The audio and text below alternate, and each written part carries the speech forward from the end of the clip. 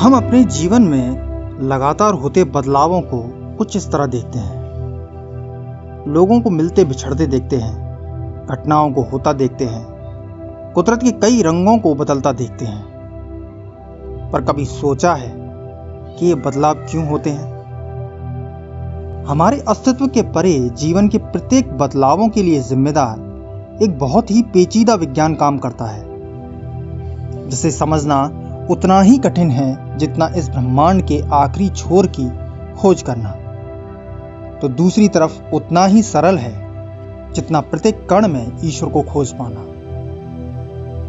लेकिन क्या हो यदि यह बदलाव स्थिर हो जाए? एक पल के लिए कल्पना कीजिए कि आप कभी बूढ़े ना हो या हमेशा बचपन में ही रहें। आपके चाहने वाले आपसे कभी ना दूर हों, खुशी और आनंद की घड़ियां कभी खत्म ना हो। यानी कि आप जीवन की किसी भी अवस्था में होते लगातार बदलावों को नियंत्रित कर पाएं, यहां तक कि अपनी मृत्यु को भी। समय में होते ऐसे किसी भी परिवर्तनों को आप केवल दो ही सूरतों में स्थिर कर सकते हैं, जिसमें से पहला है कि आप समय को ही रोक दें। परंतु इसमें एक विरोधाभास भी है।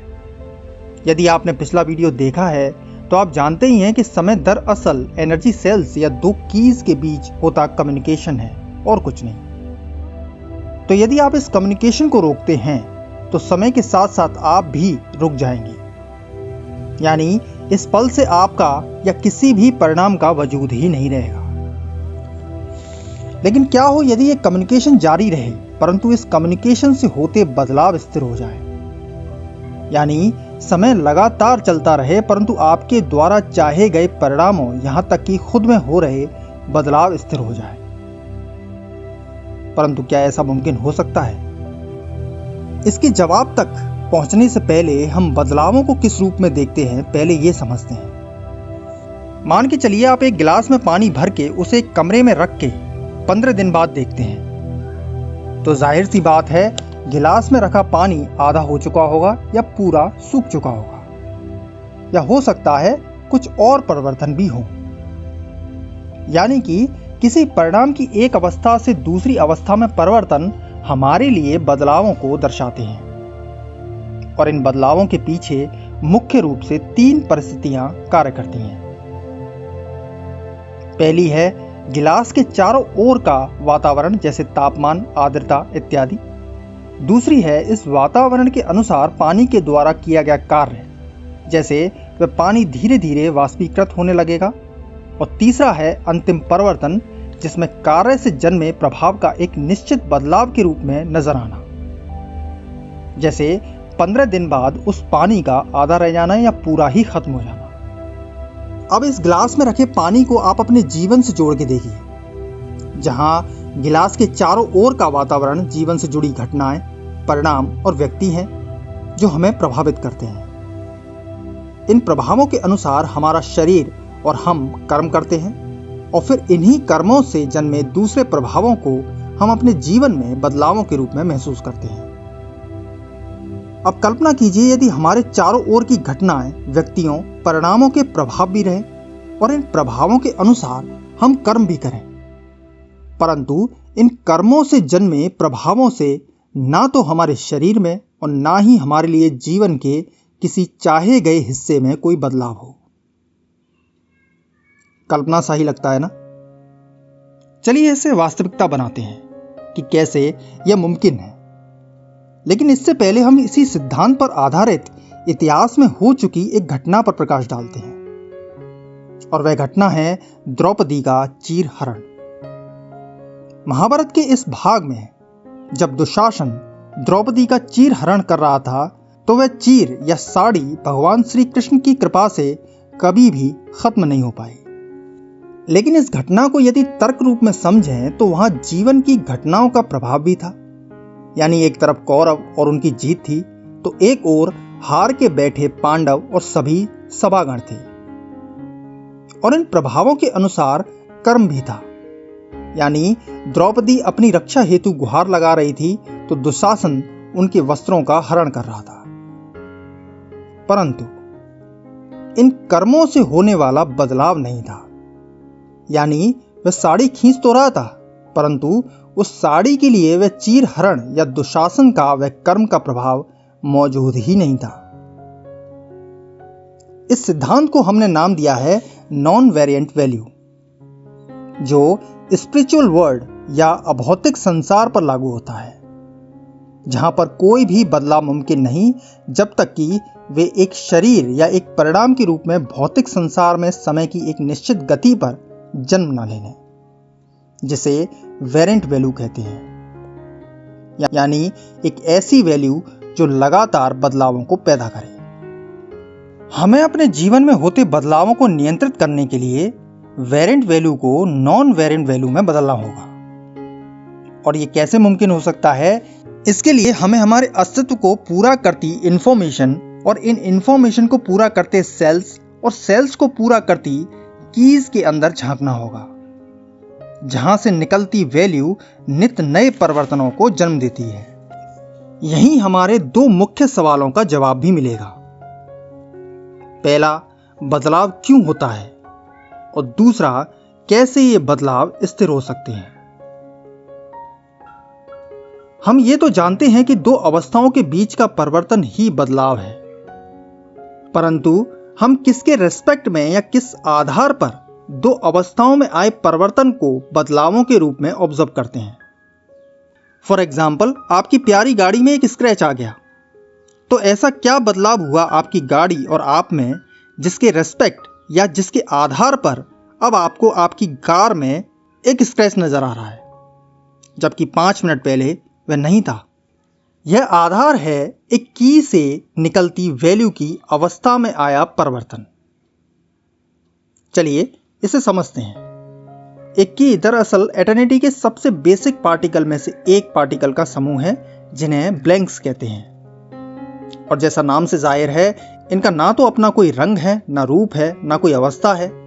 ये उसी रंग रूप अवस्था को दर्शाते हैं जो पिछली की से निकली वैल्यूज इन तक पहुंचाती है, जिससे इन्हें एक पार्टिकल की संज्ञा देना भी गलत होगा। एक की के अंदर मौजूद सभी ब्लैंक्स बीटा ब्लैंक्स कहलाते हैं, जो एक नई वैल्यू के आने से पहले अपनी पुरानी अवस्था या स्टेट में है, जिसे फ्लैट स्टेट कहते हैं। जब एक वैल्यू पिछली की से बदली हुई अवस्था की सूचना इस की में मौजूद बीटा ब्लैंक्स के पास लेकर पहुंचती है, तो प्रत्येक ब्लैंक की अवस्था में आई वैल्यू के अनुसार बदलाव होता है। यदि अवस्था पिछली अवस्था की तुलना में ज्यादा वेरिएशंस लिए है, तो यह अवस्था उस ब्लैंक के लिए अप स्टेट, और यदि कम वेरिएशंस हैं तो डाउन स्टेट कहलाएगी। इन सभी ब्लैंक्स की अवस्था या स्टेट में आए यह परिवर्तन दर्शा रहा है कि बदलाव हो चुका है, परंतु वह क्या बदलाव है, उसके लिए ये सभी ब्लैंक्स अपनी वेरिएशंस में आए परिवर्तन को एक क्रम में जोड़ते हुए तय करेंगे। और इसके लिए यहां मौजूद प्रत्येक ब्लैंक अपने वेरिएशन के अगले क्रम लिए ब्लैंक से कॉन्ट्रैक्ट करता है।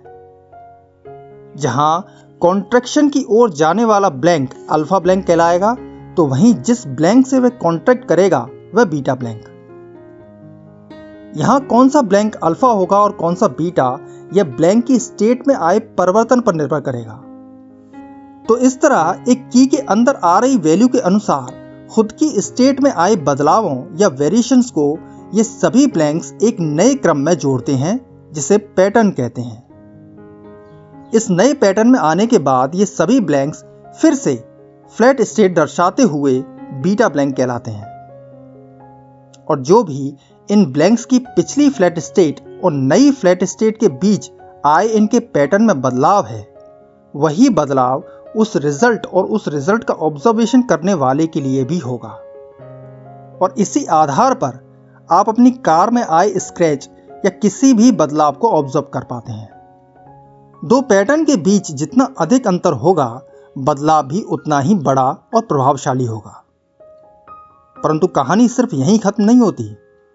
प्रत्येक की में होते इन बदलावों की सूचना अगली की तक एक वैल्यू के रूप में पहुंचती है, और इस वैल्यू का निर्माण ब्लैंक के इन्हीं कॉन्ट्रैक्शन के बीच होता है। जब भी एक अल्फा ब्लैंक बीटा ब्लैंक के साथ कॉन्टैक्ट कर अपने वेरिएशन को अगले वेरिएशन से जोड़ता है, तो इन दो ब्लैंक्स के वेरिएशंस के बीच के अंतर से एक नए वेरिएशन के रूप में एक नए अल्फा ब्लैंक का जन्म होता है। इसे आप दो अलग अलग रंगों के मिलान से बने एक तीसरे रंग से समझिए, जहां दो अलग अलग रंग कीज में मौजूद अल्फा और बीटा ब्लैंक्स और इनके मिलान से बना तीसरा रंग एक नया वेरिएशन अल्फा ब्लैंक है। की के सभी ब्लैंक से जन्मे अलग अलग अल्फा ब्लैंक्स की के वेरिएशन में हुए बदलावों को लेकर वैल्यू के रूप में की से बाहर आते हैं। यह वैल्यू वेरिएंट वैल्यू कहलाती है, जो अगली की तक पहुंचकर फिर से सभी बीटा ब्लैंक्स की स्टेट में परिवर्तन कर एक नए पैटर्न को जन्म देती है। और इस तरह प्रत्येक की में होता यह परिवर्तन एक सेल, इन सेल से बनी इंफॉर्मेशन और इन इंफॉर्मेशन से बने प्रत्येक रिजल्ट के लिए बदलावों को तय करता है, जिसमें शामिल है उस रिजल्ट की जीवन की गति, उसका ऑब्जर्वेशन, उसके साधन, घटनाएं, अन्य परिणाम और वो सब कुछ जिसे हम बदलावों के रूप में ऑब्जर्व करते हैं। अब अगला सवाल है, कैसे ये बदलाव स्थिर हो सकते हैं?